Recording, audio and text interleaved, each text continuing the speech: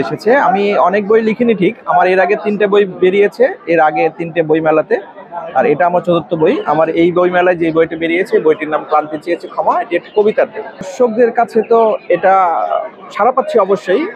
অনেকেই আমার বই আসে, অপরিচিত পাঠক যারা আমার পরিচিত না, সাধারণ পাঠকরা আসে, বইটা নাড়ে দেখে, প্রচ্ছদটা অনেক সুন্দর এবং ভালো লাগে কবিতা, ভালো লাগলে তারা নেয়। এবং পরিচিত যারা আছে তারা আমার সাথে যোগাযোগ করে, আমার স্টলে আসে, বই নিয়ে যায়, বিভিন্ন জায়গায় তারা যেতে বলে বা আমার কাছে এসে তারা বই নেওয়ার চেষ্টা করে। সারা আছে আমার কবিতার বই। বইটার নাম ক্লান্তি চেয়েছে ক্ষমা। আপনাদের একটু দেখাই। আমার এই বইটির নাম হচ্ছে ক্লান্তি চেয়েছে ক্ষমা। এটি কবিতার বই এবং এখানে এটা প্রেমের কবিতা, এবং প্রেমের মধ্যে বা ভালোবাসার মধ্যে যে কোনো ক্লান্তি নেই, অ্যাকচুয়ালি সেই জিনিসটাই এই কবিতার মধ্যে ফোটানো আছে। তো নামটা দিয়ে বোঝা যায় যে বইয়ের বেশিরভাগ কবিতাই প্রেমের কবিতা। প্রেমের কবিতা ছাড়াও এখানে মানুষের জীবনের অভিজ্ঞতা, উপহাস, কোনো স্মরণীয় ব্যক্তিত্বকে নিয়ে লেখা, এবং আমাদের জুলাইয়ে যে আন্দোলন হলো, ফ্যাসিস্ট বিরোধী যে আন্দোলন হলো, সেই আন্দোলনের প্রেক্ষিতে, আন্দোলনের প্রেক্ষাপটে কিছু লেখা এই কবিতার মধ্যে স্থান পেয়েছে, এই বইটার মধ্যে। এখানে আপনি একটা শব্দ বলছেন যে এখানে প্রেমের কবিতা। আপনি কি এর আগে কখনো প্রেমে পড়েছেন কিনা সেটা যদি বলতেন। অবশ্যই, প্রেমে কেন পড়বো না। আমার প্রেম করেছি, বিয়ে করেছি, আর প্রেম সব সময়ই হচ্ছে। প্রেম যে কোনো ব্যক্তির সঙ্গে হতে হবে তা না। প্রেমটা এটা ঐশ্বরিক বিষয়।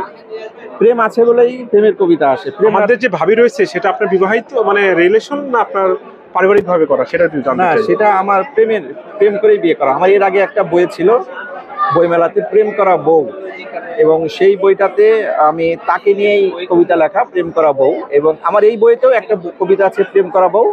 এটা ভিন্ন কবিতা। ওইটা ছিল একটু সিরিয়াস কবিতা, এটা একটু চটুল ধরনের কবিতা। দুইটাই আমার বউকে নিয়ে লেখা, যেহেতু সে প্রেম করা বউ, একদম প্রেম করা বউ দিয়ে নামটা লেখা। একজন লেখক তো আরেকজন লেখকের বই পড়বেই। যদি আমি আরেকজন লেখকের বই না পড়ি, আমার বই অন্যরা কেন পড়বে? হ্যাঁ, আমরা খুঁজি আমাদের যে সমস্ত স্মরণীয় লেখক আছেন, যারা আমাদেরকে পথ দেখিয়ে গেছেন, তাদের বই দেখি। আমাদের প্রিয় লেখক তো হুমায়ুন আহমেদ আসেনি, হুমায়ুন আহমেদের বই পড়েছি, অনেক বই পড়ে বড় হয়েছি। এখন আমি আমাদের কবিতার বই, যেহেতু আমি কবিতা লিখি, নীলবরেন্দ্র গুণ, ওনার কবিতা পড়ার চেষ্টা করি।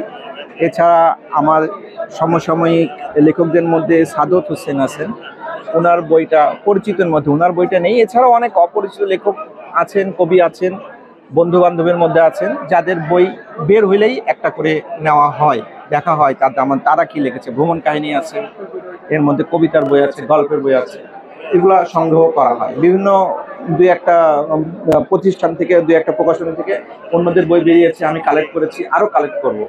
আমার বইটা এটা সব বয়সী মানুষের জন্যই পাঠযোগ্য, যারা কবিতা পড়তে পারে। অ্যাটলিস্ট কবিতা পড়লে বুঝে এখানে কোনো বয়সের বান নেই। তবে যারা টিনেজ এবং তার উপরে, তাদের জন্য তারা পড়লে তারা জিনিসটা নিতে পারবে। আর নতুন লেখক কবি যারা লিখতে চায়, তাদের জন্য আমার একটাই উপদেশ, সেটা হচ্ছে যে অন্য বই পড়তে হবে এবং লেখার চর্চার মধ্যে থাকতে হবে।